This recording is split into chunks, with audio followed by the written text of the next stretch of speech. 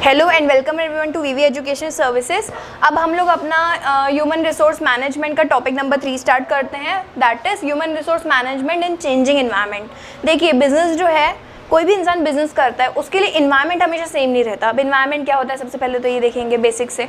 Environment मतलब वो सारी चीज़ें जो किसी भी बिजनेस को अफेक्ट कर रही हैं और उस अफेक्शन को बिजनेस जो है कंट्रोल नहीं कर सकता। ठीक है, अब फॉर एग्जांपल जैसे कोविड आया, क्या कोई बिजनेस वो कर सकता था क्या इस चीज़ को कंट्रोल की कोविड आए नहीं है, उसके बिजनेस पर इसका असर पड़े ना पड़े? नहीं।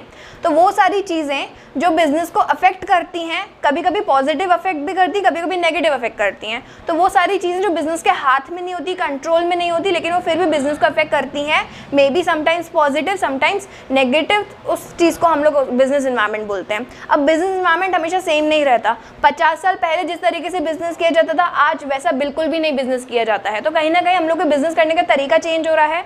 तो उस चेंज होते हुए तरीके में अपन लोग का जो ह्यूमन रिसोर्स डिपार्टमेंट होता है, ठीक है, किसी भी ऑर्गेनाइजेशन का, उसको भी समय के साथ चेंज होना पड़ता है। ठीक है, कोई भी डिपार्टमेंट पुराने तरीके से फंक्शन नहीं कर रहा। चाहे फाइनेंस डिपार्टमेंट देख लीजिए आप, पहले सब लोग मैनुअल अकाउंटिंग किया करते थे, अपने रजिस्टर्स में पूरा डेटा जो है हाथ से लिखते थे, लेकिन अब किसका ज़माना है? कंप्यूटराइज्ड अकाउंटिंग का। तो जैसे हर एक डिपार्टमेंट, पहले मार्केटिंग पर इतना ज़्यादा एम्फेसिस नहीं किया जाता था, लेकिन आज everything is about marketing only. अगर आपने प्रोडक्ट को मार्केट नहीं कर रहे हो, मतलब आपका प्रोडक्ट नहीं बिकेगा। ठीक है, तो जैसे इन्वायरमेंट चेंज हो रहा है, तो इसका असर मार्केटिंग डिपार्टमेंट पर पड़ा है, इसका असर फाइनेंस डिपार्टमेंट पर पड़ा है, तो इसका असर ह्यूमन रिसोर्स डिपार्टमेंट पर भी पड़ा है। ठीक है, तो वो कौन कौन से फैक्टर्स हैं जो एक ह्यूमन रिसोर्स मैनेजमेंट को अफेक्ट करते हैं, वो हम लोग पढ़ेंगे। तो इसको हम लोग ने 2 पार्ट्स में कैटेगराइज किया है, एक एक्सटर्नल और एक इंटरनल। एक्सटर्नल में हम लोग देखेंगे टेक्नोलॉजिकल चेंजेस। आजकल टेक्नोलॉजी का ज़माना है, ठीक है, सब लोग बहुत ज़्यादा टेक्नोलॉजी को अपनाने की कोशिश कर रहे हैं, सब लोग टेक्नोलॉजी फ्रेंडली हो रहे हैं। अपने इंडिया में भी बहुत ज़्यादा काम किया जा रहा है टेक्नोलॉजिकल डेवलपमेंट लाने के लिए। तो ऐसे में एक ह्यूमन रिसोर्स को भी ऐसे ही लोगों को सिलेक्ट करना अपने ऑर्गेनाइजेशन में जो बाकायदा टेक्नोलॉजी फ्रेंडली हों। ठीक है, आज अगर आप किसी ऑर्गेनाइजेशन में इंटरव्यू देने जाओगे, आप वहाँ पर बोलोगे मुझे कंप्यूटर चलाना नहीं आता, तो आपका सिलेक्शन नहीं होगा। क्यों? क्योंकि आजकल ज़माना है टेक्नोलॉजी का, और वो ह्यूमन रिसोर्स मैनेजमेंट जो आपका इंटरव्यू लेगा उस टाइम पर, पर्सनल मैनेजर, हमने लास्ट क्लास में पढ़ा था इस चीज़ को, तो वो जो आपका इंटरव्यू लेगा वो आपसे पूछेगा कि आपको कंप्यूटर चलाना आता है कि नहीं आता है। ठीक है, तो ये क्या है, वो लोग अपने क्वेश्चन पूछने के तरीके में चेंज करेंगे, क्योंकि उनको टेक्नोलॉजी वाला बंदा चाहिए। उनको ये चाहिए कि एटलीस्ट बंदे को अगर कंप्यूटर की लैंग्वेजेस नहीं आती तो एटलीस्ट को बेसिक MS ऑफिस तो आना ही चाहिए। तो कहीं ना कहीं टेक्नोलॉजी के उससे चलना, तो ये पहला फैक्टर है जो अफेक्ट करता है ह्यूमन रिसोर्स के काम को। 50 साल पहले अगर आप किसी ऑर्गेनाइजेशन में इंटरव्यू देने जाएंगे तो वो आपसे ये वाले सवाल नहीं पूछेंगे जो सवाल अब पूछे जाते हैं, क्योंकि आज का ज़माना है टेक्नोलॉजी का। तो ह्यूमन रिसोर्स मैनेजमेंट को भी, एक ह्यूमन रिसोर्स डिपार्टमेंट को भी उसके साथ ही चलना पड़ता है। ठीक है, उसको भी टेक्नोलॉजी फ्रेंडली एम्प्लॉयज़ ही लाने हैं अपने ऑर्गेनाइजेशन के लिए भी। ठीक है, तो ये तो हुआ टेक्नोलॉजी। नेक्स्ट है पॉलिटिकल। देखिए, जैसे पार्टीज़ वगैरह चेंज होती हैं, कभी कांग्रेस, कभी बीजेपी, कभी नई पार्टी, तो उन सब के आने से जो बिजनेस में रूल्स वगैरह चेंज होते हैं, जैसे अभी GST आ गया। ठीक है, तो अब ह्यूमन रिसोर्स मैनेजमेंट को अपने फाइनेंस वाला जो बंदा वो सिलेक्ट कर रहा है, उसको GST का भी नॉलेज होना चाहिए, ये भी वो चेक करेगा। तो कहीं ना कहीं जो पॉलिटिकल इन्वायरमेंट है वो भी ह्यूमन रिसोर्स डिपार्टमेंट को अफेक्ट कर रहा है। ठीक है, ये मैंने आपको एक एग्जाम्पल दिया था इसका। नेक्स्ट है लीगल, जो रूल्स एंड रेगुलेशंस बनाए गए हैं। ठीक है, जैसे आप ये एक लीगल रूल है कि अगर आप सिगरेट मैन्युफैक्चर कर रहे हैं तो आपको उसके डब्बे पर ही लिखना पड़ेगा कि ये जहर है। ठीक है, it is injurious to health, वहाँ पर आपको लिखना ही पड़ेगा। तो ये एक रूल है। तो ऐसे ही गवर्नमेंट के कई सारे रूल्स होते हैं जिसके अंदर ह्यूमन रिसोर्स मैनेजमेंट को रहना पड़ता है। ठीक है, जैसे फैक्ट्रीज एक्ट आता है, लेबर लॉज होते हैं, तो ये सारी चीज़ें जो है बिजनेस को अफेक्ट करती हैं, ये सारी लीगल चीज़ें हो जाएंगी। नेक्स्ट है सोशल। सोसाइटी आपसे क्या चाह रही है? ठीक है, एज अ बिजनेस सोसाइटी आपसे क्या चाह रही है? आपको एम्प्लॉयमेंट जनरेट करना है, आपको लोगों को जो है सेफ एनवायरनमेंट प्रोवाइड करना है काम करने के लिए। पहले जो है लोग अपने लेबर से जो है ओवर टाइम करवा लेते थे कम पैसों में, लेकिन आजकल जो लेबर हैं इतने ज़्यादा स्मार्ट हो गए हैं, उनको इतना ज़्यादा अपनी अहमियत वो जानते हैं आजकल के ज़माने में, वो कभी भी आपके लिए अपने आप को एक्सप्लॉइट करने नहीं देंगे आपको। तो कहीं ना कहीं सोशल फैक्टर्स भी अफेक्ट कर रहे हैं आपके बिजनेस को। नेक्स्ट है एम्प्लॉयर डिमांड।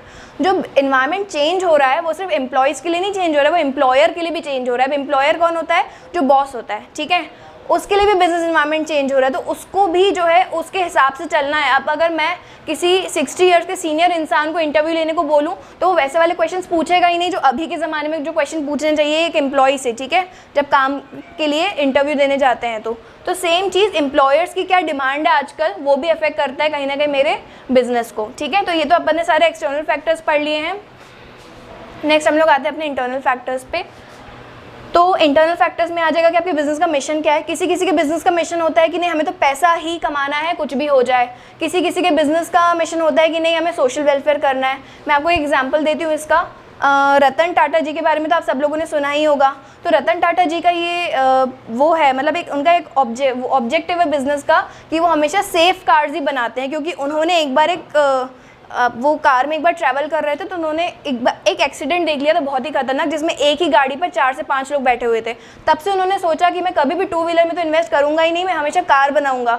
और इसी सोच को आगे लेकर उन्होंने नैनो कार इन्वेंट करी, नैनो कार उन्होंने लॉन्च करी, जिससे एक फैमिली सेफली एक जगह दूसरी जगह जा सकती है अंडर कार, ठीक है, उससे एक्सीडेंट होने की चांसेस कम होती हैं। तो कहीं ना कहीं आपके बिजनेस का मिशन क्या है वो अफेक्ट करता है कि आपके बिजनेस का ह्यूमन रिसोर्स डिपार्टमेंट किस तरीके से फंक्शन करेगा, ठीक है। किसी ऑर्गेनाइजेशन का ऑब्जेक्टिव होता है कि नहीं हम अपने एम्प्लॉयज़ को बहुत खुश रखेंगे, ठीक है, तो उसका जो ह्यूमन रिसोर्स डिपार्टमेंट होगा वो ऐसे ही एम्प्लॉयज़ को लेकर आएगा जो उस बिजनेस में ढल सकते हैं, ठीक है। तो ये आपका हो जाएगा मिशन क्या है बिजनेस का। नेक्स्ट है बिजनेस की पॉलिसीज़ कैसी हैं, ठीक है।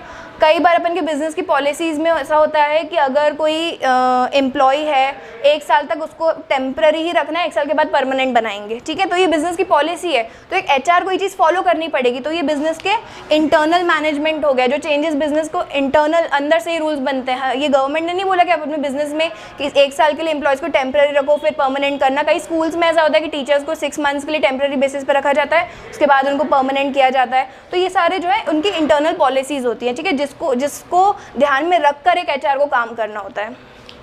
नेक्स्ट है आपके ऑर्गेनाइजेशन का कल्चर कैसा है।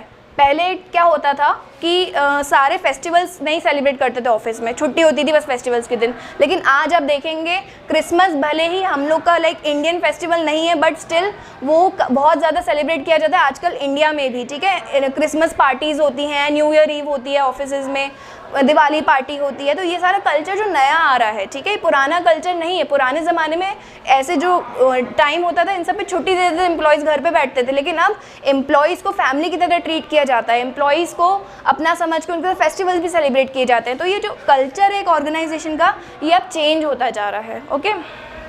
नेक्स्ट है HR सिस्टम।